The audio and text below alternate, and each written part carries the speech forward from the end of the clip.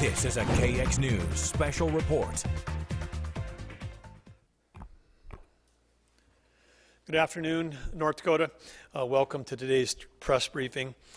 Today, the North Dakota Department of Health confirmed 46 new cases of the coronavirus disease.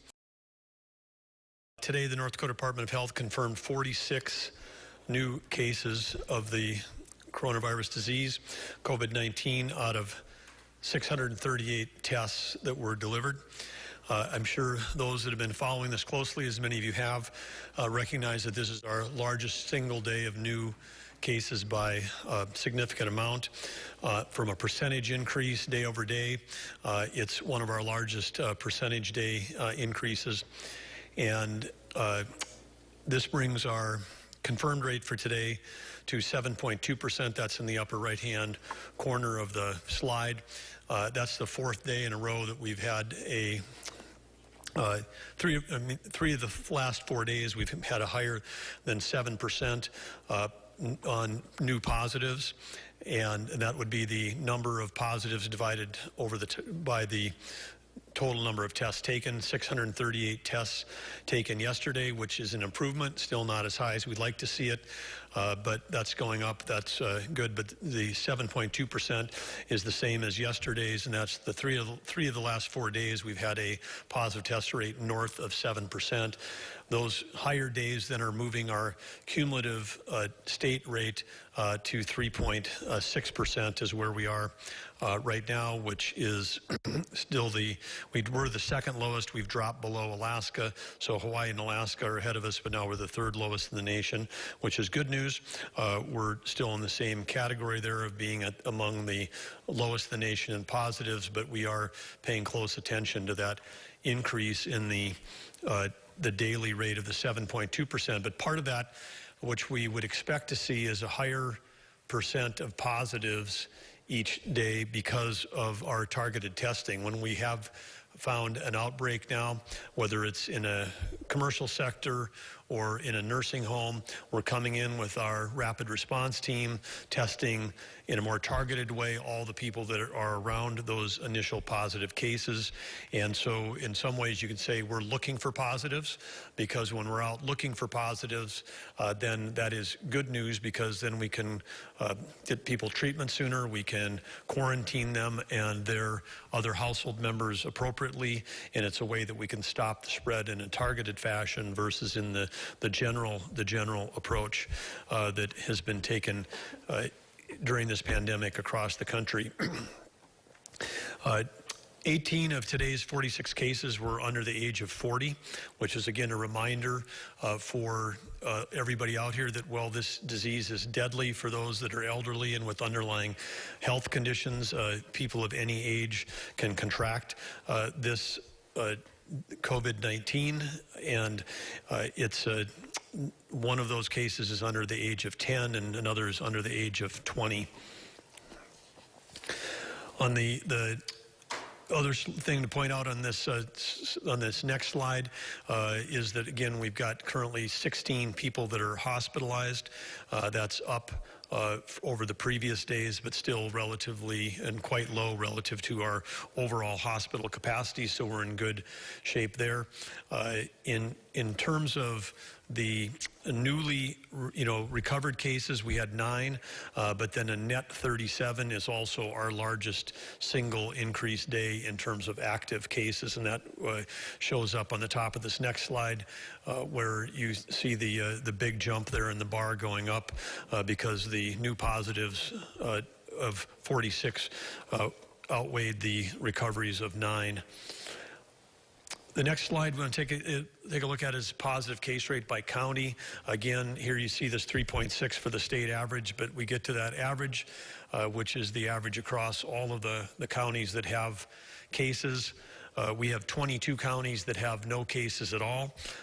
There's 53 counties in North Dakota, so of the 31 counties, some are lower, some are higher. The darker on this chart means a higher rate. As you see, again, our highest rates as a percentage of positives by county continue to be in the northwestern part of the state, and our most populous county, Cass County, they're at 6.5%, about the same as Montreal. Montreal was a higher percentage earlier when we'd done limited testing, but after the large amount of testing we've done up there, we've produced a lot of negatives, which is good news, helps us understand the situation. They start to fall in line. And so again, as with broader testing, these numbers, probably start to aggregate closer together. In Grand Forks, which had been among our largest cities having the lowest accounts, is starting to climb. They're at 3.1, so they're coming closer to what the state average was, and part of managing that small hotspot we had up in Grand Forks.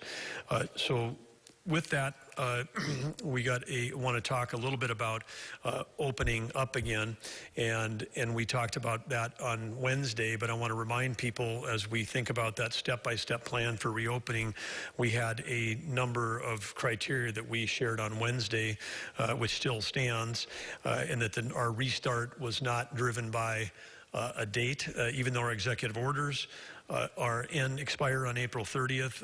We're going to be driven by data, not by the calendar, because the virus has no awareness of the calendar that we use, and so we have to stick with the data as we said we were. But we also said there's criteria that we want to make sure we have, which is robust, widespread testing capacity. We continue to build that up. You'll hear more about that next week. Robust contract tracing and infrastructure, making great progress. We'll keep working on that all weekend. You'll hear more about that next week.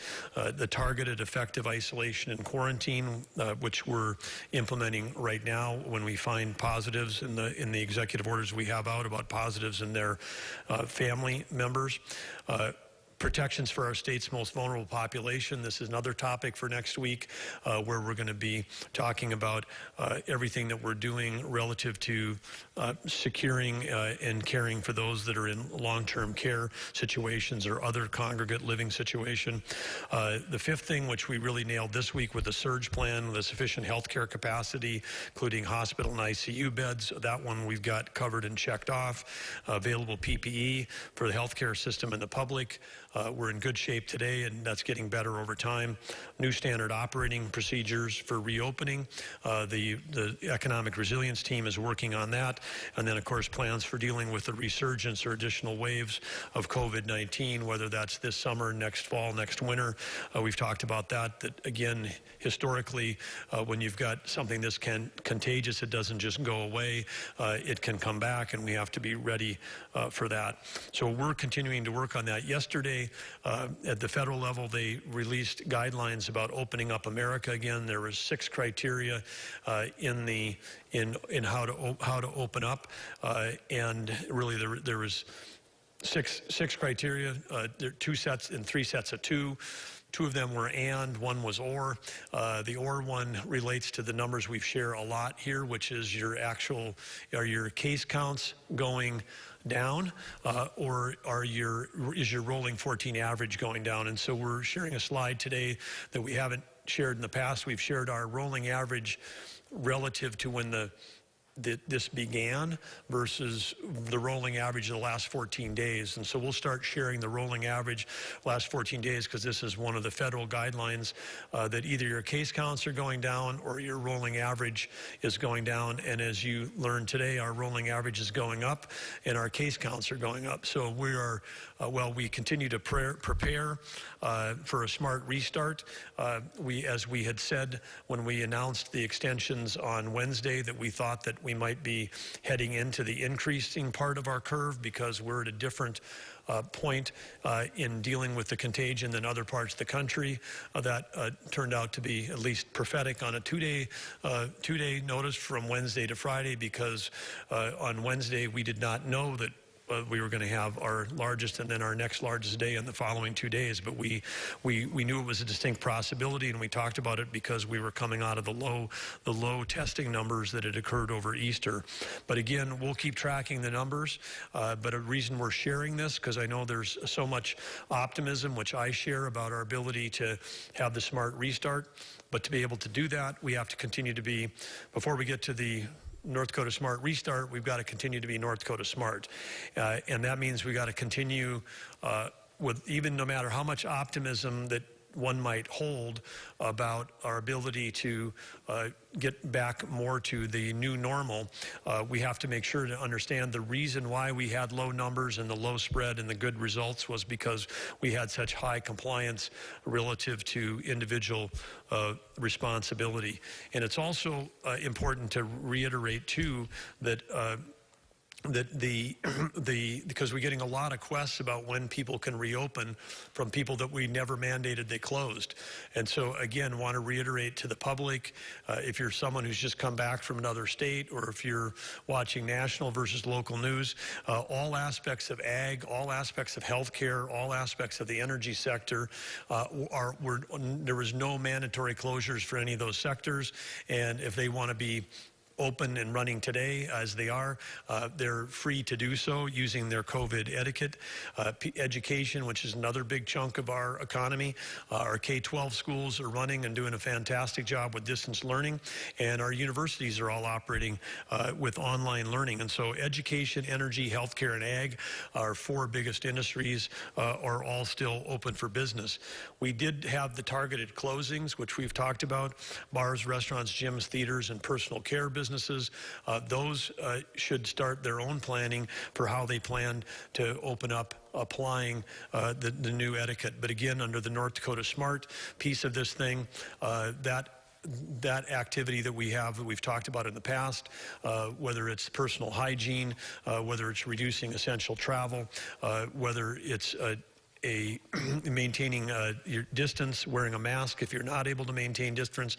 We want to make sure that we continue to apply all of the North Dakota Smart activities while we're heading towards the North Dakota Smart reopening. Next topic we want to talk about is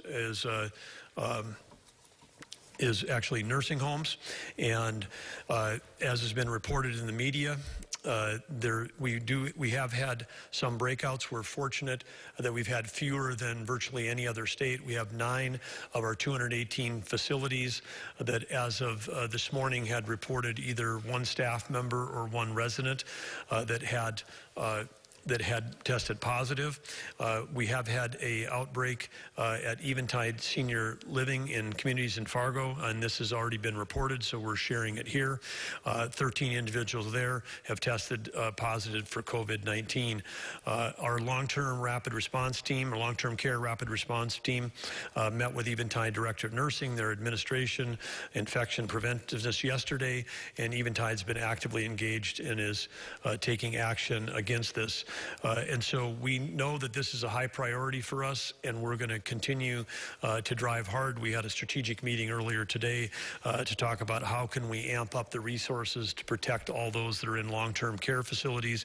And we appreciate the collaboration we've had with the Long-Term Care Association and the individual administrators. But we'll look forward to expanding that collaboration going forward, because as we think about reopening, we've got one of our list of our 8 criteria was making sure that we could protect those that were most vulnerable. So we are going to continue to pour energy into that, and you'll hear more about that going forward. Next topic is we did sign one executive order today, and this relates to, again, cutting more red tape. At the beginning of this COVID-19 emergency, the North Dakota Department of Human Services reacted quickly, and they requested several flexibilities from the CMS, or the Centers for Medicare and Medicaid Services. These requests were approved by CMS recently, and they allowed us to get services to beneficiaries quicker, allowed providers to enroll in a more streamlined fashion, to allow to pay close attention to the needs of vulnerable populations, such as Medicaid members that may have been dealing with intellectual disabilities, the elderly, or individuals with physical disabilities who are receiving care in their homes, or children with medically complex conditions. And these Medicaid programs are governed by many federal and state laws. When the feds change their rules, this executive order suspends the state laws on the state side that must also be waived to allow us to adopt the flexibility that we requested and received from CMS. And this includes not only, this includes all citizens in North Dakota that are covered underneath this. So anyway, thank you again to DHS for them acting quickly. Thank you to SEMA Verma and CMS at the federal level for responding to our request. And we've got questions on this. Chris Jones is here from Department of Human Services to answer questions. We have a quick, short readout. Had a great call this morning with Labor Secretary Eugene Scalia. We talked about unemployment insurance. We talked about what's going on in the oil industry. We talked about recovery and North Dakota Smart Restart and reopening America again, and had a great conversation. But again, another action that indicates the federal government's strong partnership with those of us here in North Dakota.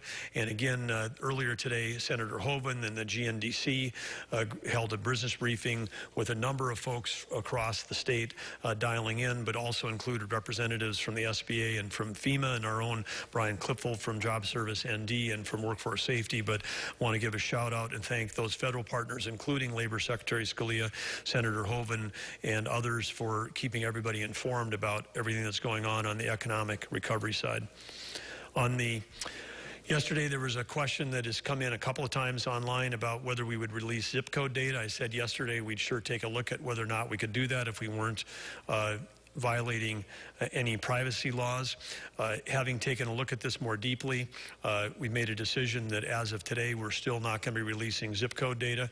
The challenge is that we have in our thinly populated states, when we have some counties that have only 1 or 2 individuals, we've already released to the public their age, their gender, and their county. If we also release the zip code, in some cases, we may be effectively sharing with the world who this individual is, and they've got a right to their private health data. If we were in a state like Florida, which I know has got it all on a website, where you've got, when you get tens of thousands of cases and lots of people per zip code, then that could be possible. Maybe when this is all done, it can be analyzed that way, or maybe when we get above a threshold where you have 10 or more cases per zip code, or if we stopped releasing, age and gender, we could give out zip code instead of age, gender, and county could be another way to help protect people. But right now, given that we've given those positive identifiers of age and gender and county already, we're going to hold back in an effort to protect people's privacy and not release the zip code data. The whole point of having zip code data is trying to figure out is if it's in your community. But we, again, practicing the physical distancing, we should just assume that COVID-19 is everywhere because there's no county in North Dakota which doesn't have people that travel to counties that do have positive cases. That travel is happening every day, whether it's for commuting, whether it's someone delivering supplies on a truck. I mean, there's movement going across our state. There are no gated communities, so to speak, or gated counties or gated zip codes. And so it's best for everyone just to apply the North Dakota SMART approach and assume that it is there. And if you assume it's there and act appropriately, maybe it won't show up. That'd be the best way to have it happen. Quick update on contact tracing. In addition to greater testing capacity, contact tracing is still really critical, and it's one of the criteria that we have. As I said, you'll hear more about this next week, but I do want to give a shout out to our local public health team members who have jumped in and are working tirelessly with North Dakota Health. Also, we've pulled in new team members, including those from NDSU Nursing and others that are helping on contact tracing. But it's been largely in the past a manual, time and labor intensive process, and we're working and without the tireless effort of all those folks, we've not been able to complete this critical task. But especially as our numbers go up and we have a desire to reopen and we have to have targeted contact tracing, we need to bring some technology into that, and we're making some efforts to build out a back-end database. We have an implemented automated solution for contact tracing with support from North Dakota Health, support from Microsoft, and support from North Dakota Department of IT, NDIT. We'll begin to launch and learn this, and this is a system which I'm know that if we get it going here, there may be other states that will be very interested in this as well. And then on Care 19 update, which relates to this, which is another element separate from the back-end database, we've got 18,500 participants, so that continues to climb. If you've downloaded it, thank you. If you're waiting for Android, it's been submitted to Google and waiting approval by Google and for the Android app. And that concludes the contact tracing. We'll have a deeper and bigger update on that next week, but again, making good progress there. Unemployment stats for today. Thursday, the regular claims, again, trending a little bit lower than what they were at our peak, 1,329 regular claims. The pandemic unemployment assistance way down to 210, which I take that as a good thing. Pandemic emergency unemployment compensation claims down to 260.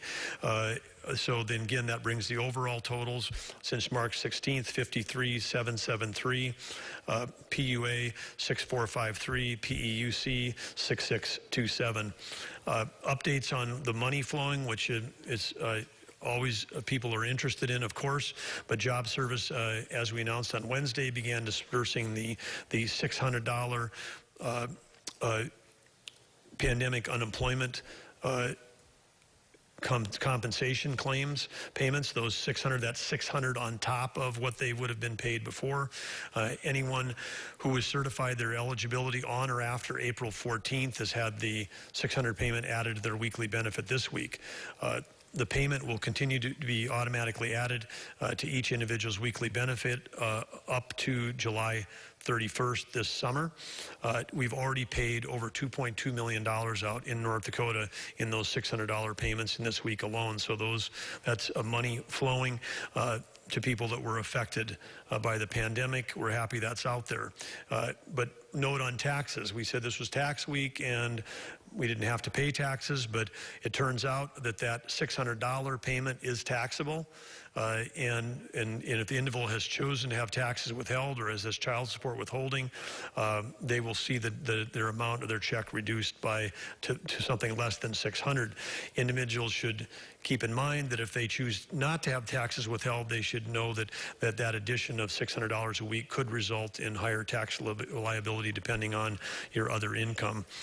For those North Dakotans who were certified their weekly eligibility between March 29th and April 14th, we are still working on finalizing the changes in the code required to pay back weeks of FPUC. And for those that are more interested in this, and a special shout out to all the legislators, we need funding to replace the mainframe that has been kept alive and keeping the unemployment going.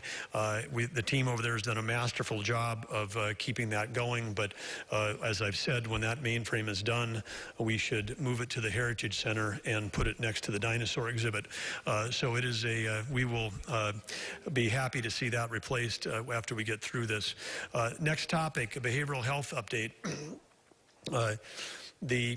The SAMHSA, which some of you may have heard of, Substance Abuse and Mental Health Services Administration, recently announced emergency grants to help Americans dealing with substance use disorders and or serious mental illness. You know that this has been a big focus here at the state of North Dakota between our behavioral health team, great support from the legislature, and great work by the First Lady in her platform and her work.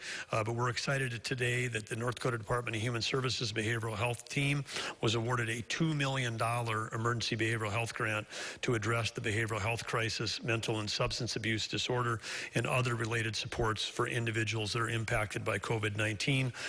We have included every single day a behavioral health update from as part of these briefings, because we understand that behavioral health is also like physical health, part of our total health picture. And we also understand that the isolation and financial stress associated with this, both health emergency and financial crisis for many, is creating additional challenges. So again, way to go, the Human Services team. Behavioral Health Division for getting this grant. It's specifically designed to address the needs of all these individuals, and individuals with substance use disorders, individuals with co-occurring mental illness and substance use disorders. So really welcomed federal support. And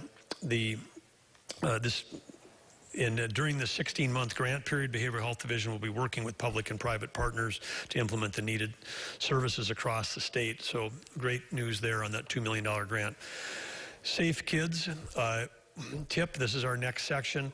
One of the things I want to say that is important is we've got so many kids at home, they're out of their regular routine, and people are challenged, I'm sure, as parents with kids of all ages at home, but sadly the #1 cause of death for children remains preventable injuries, not disease. And so as we are focused on COVID, we need to make sure to continue to make sure providing safe environments for folks and for the little people in our lives. Historically, the 100 most dangerous days of the year for children fall in the summer months when children are out of school in a less structured environment. Schools are closed and some of these children may be in a less structured environment. So normally these tips would come out in early June to remind parents, but helpful to get them out now. Obviously, there are a lot of focus right now on hand sanitizers, disinfecting wipe, medications, and those things around the house. These are dangerous, when consumed because of the high alcohol component of these. It will, and right now, if those are out and available for toddlers, these could be dangerous. You can't watch your children every minute of the day, so it only takes a moment for kids to get into medications or other potentially dangerous substances. So remember to keep these items secure and out of the reach. Should be locking cupboards and drawers containing dangerous items, whether they're medication, laundry pods, those, things that look too much like candy that might go into a dishwasher, the soap things, all those things that somebody might try to consume. If you need cabinet locks or assistance, you can contact Safe Kids Grand Forks at safekids@alltrue.org. They'll provide those free of charge in case of emergency. The Poison Control Center number, have it in your phone, have it ready around your house, 1-800-222-1222. The calls are free. They're staffed 24 hours a day. They're there to assist. And again, other tips for parents: designate a safe play area for young children that's free of choking hazards, free of unlatched windows that could pose a fall hazard, or stairways that could be dangerous if climbed unattended. And then set outside play boundaries. Be aware that the dangers that may have accumulated this time of year. There's always a danger in the springtime in North Dakota that you might have ditches or low areas that accumulate water that could be dangerous. And again, kids are curious by nature, which is a great thing, but they tend to be drawn to water, and so keep that in mind. And when you venture outside with your children, remember that COVID-19 can live on surfaces. We've talked about this before, that if you've got public playgrounds or other public services that may not be sanitized regularly, bring along your disinfectant, practice good social distancing. And again, there are Safe Kids coalitions found in Grand Forks, Bismarck, Mandan, Fargo, Minot. We want to thank all the volunteers that work with those organizations that work to keep our kids safe here in the state. Closing for today is of our formal section is in the good news section. North Dakota, we have many assets. One of those we'd like to highlight today is the North Dakota Mill and Elevator. North Dakota is the only state in the nation with its own mill and elevator, and it's the largest single mill in the U.S. and Canada right now, and with a capacity to produce 52,500 hundredweight per day. If you've probably haven't had a chance to tour it, I have, along with the rest of the Industrial Commission members, and it is a fantastic modern facility doing fantastic work and shipping great products around the world. But the mill has stepped up, as they have over the course of its 100-year history, to help North Dakotans, and the mill has stepped forward to donate 40,000 pounds of flour to help support North Dakotans who may be struggling right now with nutritional needs during this downturn. That will be distributed through food banks and through tribal nations. 1,000 5-pound bags were donated to Spirit Lake Nation, an additional 3,000 5-pound bags to the Great Plains Food Bank, and Each of the other 4 tribal nations with whom we share geography will also receive 1,000 5-pound bags in the coming day. The Great Plains Food Bank, as some of you may know, is the only food bank in North Dakota that acts as sort of the distribution hub, and what they received will be distributed to over 100 local food pantries around the state. And of course, flour is made from wheat, which is grown in North Dakota and ground at the state mill, coming right back to feeding those citizens in need. But we're grateful to Vance Taylor, who's the president general manager of the mill, and his whole team, and all the work that his great team does up there to make this possible. Thank you, Vance, and thank you all of the great team members at the North Dakota mill. In closing, I want to say on the gratitude thing, before we go to this, I want to just say thanks to everybody who's standing up and showing up for somebody else, whether that's a family member, whether it's a neighbor, whether it's for a coworker. There's a lot of people that during this crisis, as they say, crises like this don't necessarily form character, they reveal character, and there's a lot of you that have shown up for other people. Max Lucado had a statement that said that people who make a difference are not the ones with the credentials, but the ones with a concern. And we know that as you show that concern, show that caring, show that love for your neighbors and for your coworkers, it's really making a difference. And again, you've heard me share this before. I know it's one of the hardest things in the world sometimes to get in the habit of sharing gratitude by writing a note. But I ran across this quote the other day from William Arthur Ward. I didn't pick it just because he's got a great middle name. I picked it because it says, the feeling gratitude and not expressing it is like wrapping a present and not giving it. And so if you're feeling gratitude for someone that touched you in your life, you've already wrapped that present. Take the time to give it away and send them a note or a card or give them a call or a text or something, and make sure they know that you appreciate what they've done, because gratitude builds resilience, and resilience will help us get through this crisis, whether it's health or economic. It's one of the things that'll get us through, and get us through in a North Dakota smart way. With that, I'll stand for questions. Going with Lane this time. I'm bending my hard left turn there. I don't know what I do at the beginning of these things, but thank you for being here every day.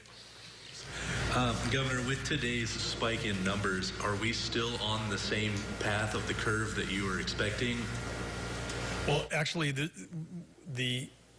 with the spike, with the number, our biggest day of the year yesterday at 28, and then the biggest day today at 46, we're in that point of the curve that's the hardest to project, which is when you start going up. We didn't quite double today, but almost every other state has experienced a time when cases have doubled. This is the closest we've come to that once our numbers have come up. And we had a couple days early on when we went from 5 to 12, but numbers bounce around a lot in the early days because we had so little testing going on.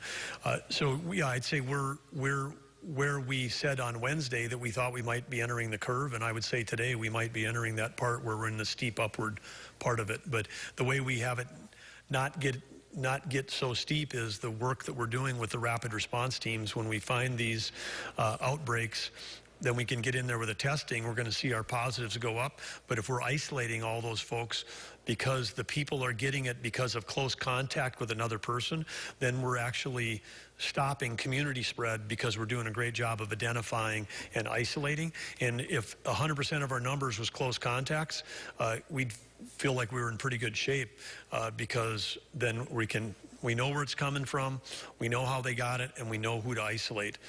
Versus, earlier on we had many days that had community spread. Now we've got the ability to be more targeted, which is, so again, it's a combination of numbers going up, but our ability to match that with resources. And I'd say I feel like we're in pretty good shape right now, but it is important that everybody keep following the North Dakota SMART guidelines because cases are going up. People are focused on reopening, but cases are still going up. I'm going to go online, and then we'll come over to the usual starting three over here. We'll come going online first. Robin Travers, 660KYZ in Williston. There have been protests nationwide of people who believe sheltering in place and closing businesses are a violation of rights. A group is planning to protest Monday in Bismarck. What are your thoughts on this? I think that it's one of the great things about America is freedom of speech, and so welcome the opportunity, and we certainly get an opportunity in our office to experience freedom of speech every day, because we hear from lots of citizens from both sides of this equation all the time, and I think it's a fantastic thing about America. So if they are protesting on Monday, we would just ask that if that is a group larger than 10, and whether 10 or smaller, 10 or larger, practice good, safe distancing while you're doing that protesting, and be grateful that we live in a country that honors freedom of speech. I think it's a great thing.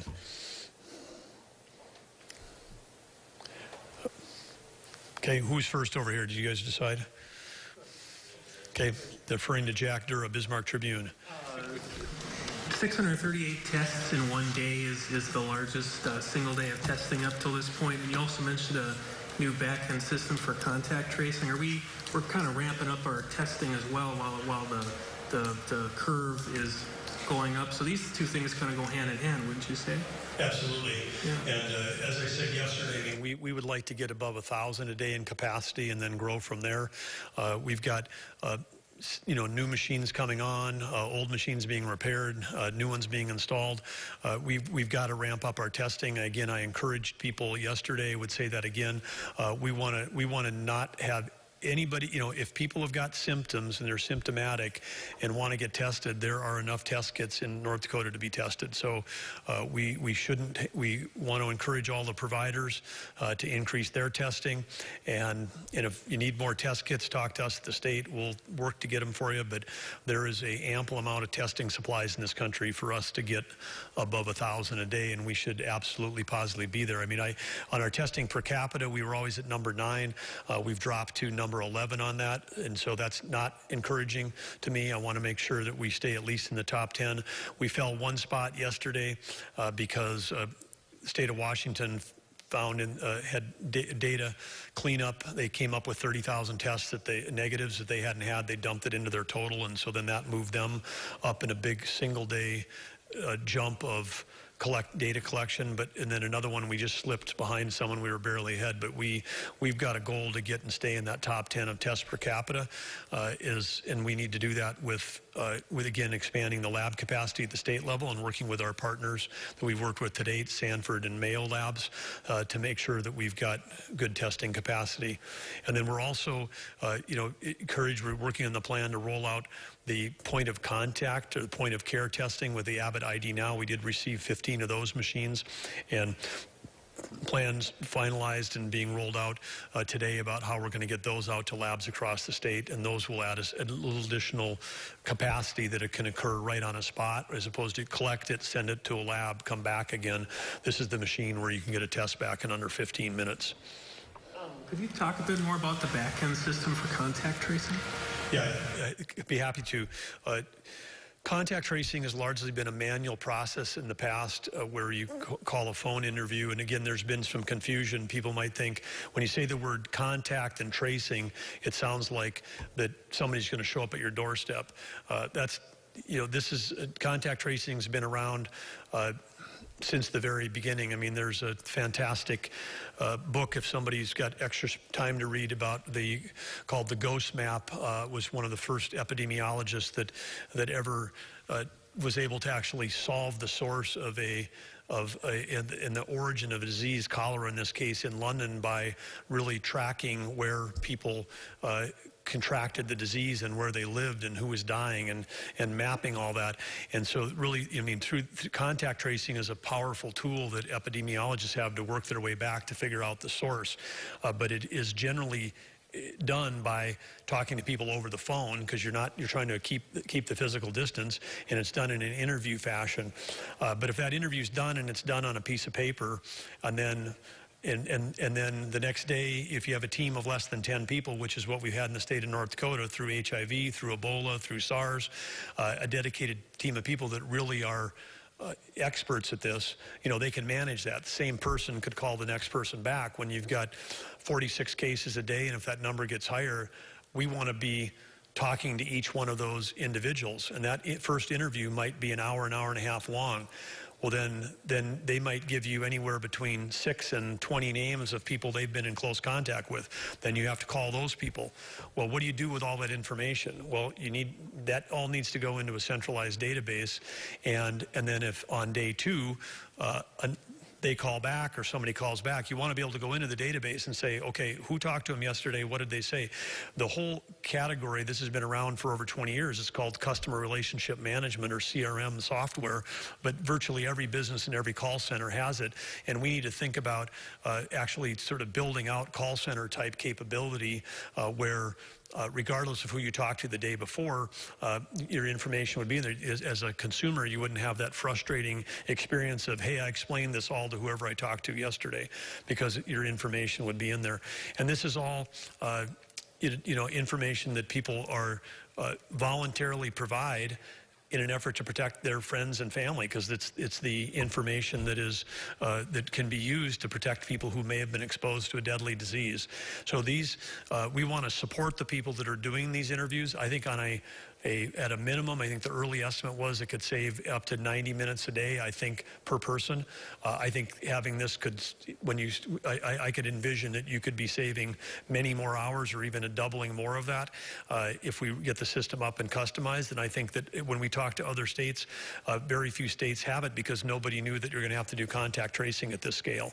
So what we really is, have to create basically a whole new function and a whole set of new capability. The good news is that part of the federal funds that we're receiving can go exactly towards this kind of capability. The federal funds that states are receiving should go to things that are related to COVID, not towards stuff you were doing before. This is a completely new expansion of what we're doing. So we've got the money, we've got the capability, the skills, we've got the right IT partners, and this is going to help increase the productivity so we can have better contact tracing, and with higher productivity. That's something we're always looking for. And if we're going to get to mass testing, again, right now we're talking about testing in a few labs, state of North Dakota, Sanford, Mayo.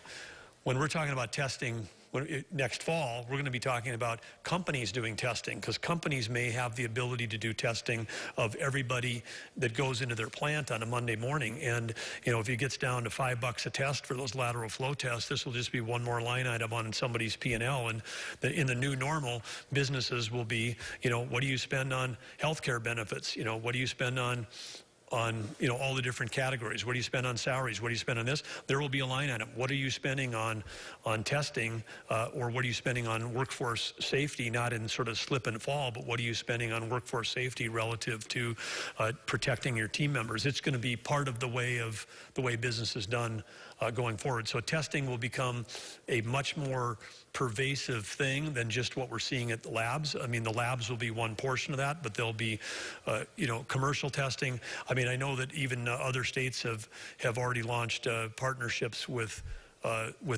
companies like CVS, where testing is not happening at clinics, but it might be happening. You might be, hey, I want to get tested. I'll go to my local pharmacist and get it done. Okay, who am I going to? Dave? Well, Governor, going back to what you mentioned about the $600 being taxed, A, did that catch you by surprise? B, are you having some issues with some of the guidance that's being given? To say it was new to me, but of course this is a program that's like 3 weeks old, and as when Senator Kramer was here, he had the 880 pages over here, so that was not a line that I read as part of that said that $600 check was taxable. But I think the guidance, some of the guidance of the bill got passed, and then the guidance came later, and so in some cases we're still learning as we go. We're trying to share here publicly as we know it, so people can be informed. Enough guidance? Getting enough. Are you getting enough guidance on how these things are rolling out? We are not. We're still missing the major piece of guidance that is missing right now is related to the grants that were given to each of the states in terms of what that could be used for. And this is one of the things that it's really a Treasury decision, but something I talked about with Scalia this morning, Secretary Scalia, because right now the guidance is not clear whether or not we could use that to backfill our unemployment insurance or not. And that was one of the specific questions we asked him.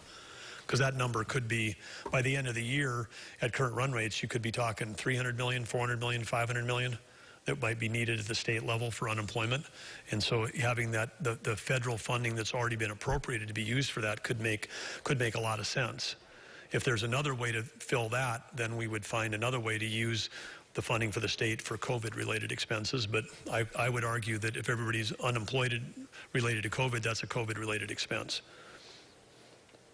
Jacob? Governor, in reference to the numbers going up and the number of cases, you said that this is the hardest point in the curve to project, but is there a certain ballpark, or at least what is your office bracing for?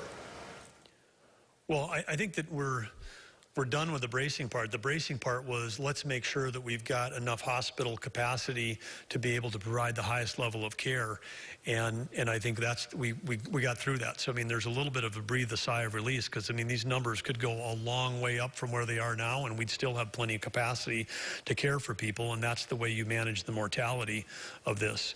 And so I'd say that we're through the bracing part. Now we're trying to, everything we're doing now, whether it's protecting the most vulnerable with our long-term care programs, and whether it's the testing or the contact tracing, those are the muscles that we've got to build rapidly and quickly now that would allow us to reopen. Online? April Baumgarten with the Forum of Fargo-Moorhead. As we get more cases, will North Dakota release total state numbers of how many cases have been found in long-term care facilities? And what about healthcare workers? April, good question. I'll have to get back to you on that one in terms of the components of what we're releasing or not releasing. But those are all good questions. I'll go online one more and then to Lane. AM 1100, The Flag. With cases climbing in long-term care facilities, will you be looking at going into random nursing homes to do testing? And if so, how would you look at rolling that out? For a question for Chris is on the random testing in nursing homes. Yeah, we're looking at absolutely looking at doing more testing. And one of the things we want to test is not just testing inside nursing homes, but it's trying to figure out how do we do testing of the workers that are going in and out, because it's one thing to restrict visitors, but if we've got caregivers that are coming and going, that could be how COVID's getting into the nursing home. So that's one of the things that we're looking really hard at, and how do we manage that?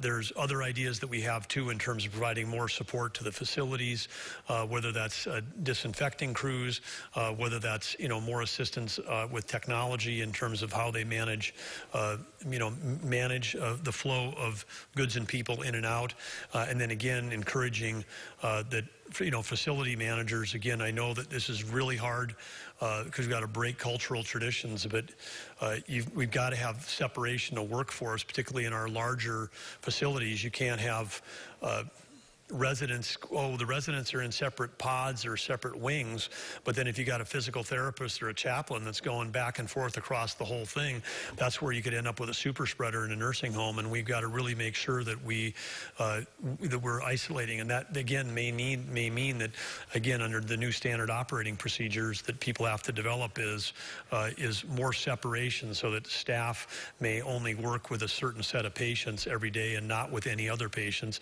and then those staff don't mix with each other like in a worker breakout room. So we've got to figure out a way. I call it the submarine doors, but they've got to figure out a way to cordon off these larger facilities to slow the spread and protect the people that are there. And when people do become positive, then I know that there's, again, culturally, people in these elder care facilities, it's their home. They don't want to move. They're with their stuff. They're within their comfort zone, and it's a lot of stress. It adds stress to people to move. But we have to figure out a way to separate COVID patients from non-COVID patients effectively in isolation, so that we don't end up with the continual spreading. So it is. If you said, what is the thing that people always ask, what's the thing that keeps you awake at night? The thing that I'm spending a lot of time focused on right now is making sure we're putting our energies around protecting our most vulnerable, particularly those in the congregate living facilities.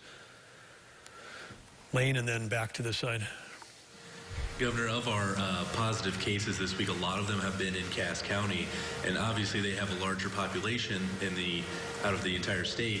But is there anything else that you guys think might be going on there that could be causing this high amount of positive cases there in Cass County? And is there any fear that they might become a hotspot?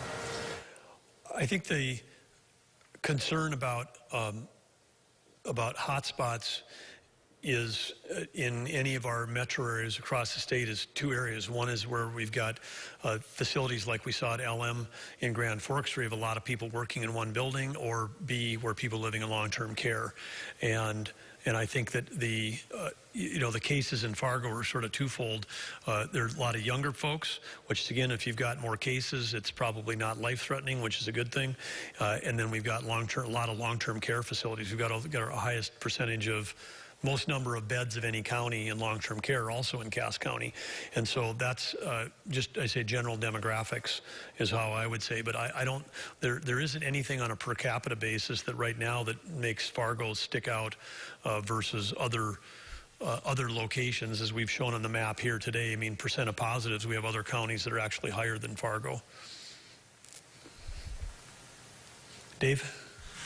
About the mill donations, maybe a two-part question. A, was the mill approached to buy the Great Plains Food Bank or others to make these donations? And B, is this indicative of maybe growing demand on food banks? Was brought up to us by Chairman Peggy Kavanaugh in the Spirit Lake tribe during our tribal call the other night, was where we first heard about it. And so then we followed up from there and thought it was a great suggestion, and the mill acted very responsively and very quickly to make this donation. Again, with the support of the Industrial Commission, which includes Attorney General Stenjum and Ag Commissioner Goring. Indicative of growing demand then? Well, I think you've probably seen the reports that the food banks right now still have supplies, but what's going out this time of year is going out faster than it's coming in, and I'm sure some of that is because maybe drop-offs or donations have gone down, just like they have for all charities. But again, I would say for anybody out there that can safely, again, if you've got a local food pantry and you've stocked up on everything you can imagine and you don't need it all, keep in mind your local food banks as a potential donation. Okay, one more. Is that you do, Mike, or do you have a question, or are you telling me one more? Okay, one more. Okay, all right. We'll take the last one from online. Scott Hennon with WZFG KFYR Radio. What does the updated modeling tell us about North Dakota's peak, and what date is the bottom of the curve forecasted?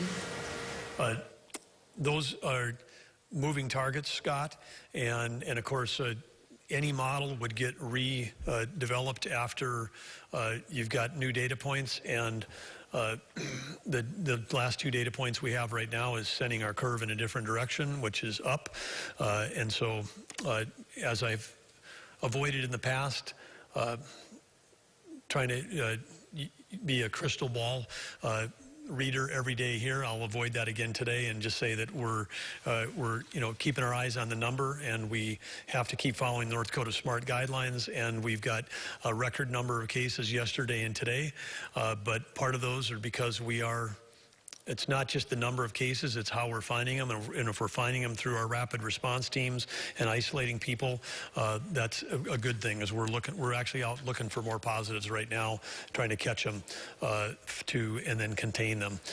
So it is, in some ways, though, if we do have the only way you can have a backslide of a slope is to actually have a peak. And one of the things that I was worried about even earlier in this week was if we were so flat for the whole month, knowing that there had to be a peak sometime, that if the peak was going to come in June, say, for example, it was going to come in June when the whole nation was opened up. So, I mean, if you're going to have a peak, I'd rather have it now. I'd rather have the top of the curve starting now than starting later on this summer, because right now everybody's in good compliance. So I'm happy on a day like today that we've got no deaths. happy that we got low hospitalizations, and we're happy that we're making great progress on testing and contact tracing. So in closing, today, to everybody that's here, again, thank you for your important role in helping make sure we get accurate information spread. And again, want to give a shout out as we close the school week. Had a great call this morning with the K-12 Coordinating Council, along with Superintendent Baszler and all the leaders of education, legislators, and teachers from across the state. And there are, and from talking to other governors, I mean, one of the things that I think is one of the great underreported news stories in our nation is the fact that K-12 education in North Dakota is up and running and doing distance learning, because there are other states whose schools are closed and there is no education occurring.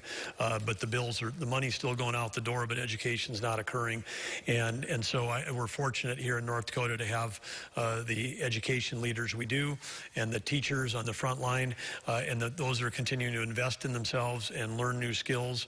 And again, kudos and thanks to all the parents that are helping their kids with homework. Every day is homework day. Thank you for that. Thanks for the teachers that are reinventing their approaches and re-innovating on how they're doing their stuff. But that's another great, good news story, and would look forward to when there's a national story about how North Dakota's education leaders turned this thing around in 12 days and have done some amazing work. So with that, we don't intend to have a press conference tomorrow, or press briefing tomorrow or Sunday.